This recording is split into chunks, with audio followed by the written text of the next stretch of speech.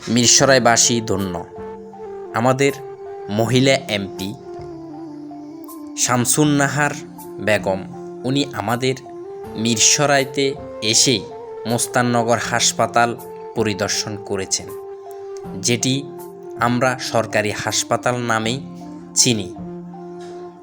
এই জায়গায় আমরা অনেকে চিকিৎসা নিয়ে থাকি, কিন্তু পরিপূর্ণ চিকিৎসা আমরা পাই না।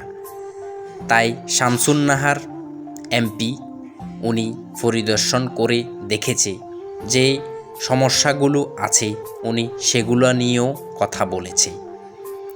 আমরা চাই এই মোস্তাননগরে আধুনিক মানের চিকিৎসা দেওয়ার জন্য যেন তাড়াতাড়ি সরকার পদক্ষেপ নেন। উনি আরও প্রশ্ন করেছেন মোস্তাননগরে কি সিজার করা হয় কি না। ডাক্তারেরা বলেছে হ্যাঁ করা হয়। হাসপাতালে সব কিছু থাকা সত্ত্বেও আমরা জনগণ কেন ভালো চিকিৎসা পাচ্ছি না মোস্তাননগর হাসপাতাল থেকে?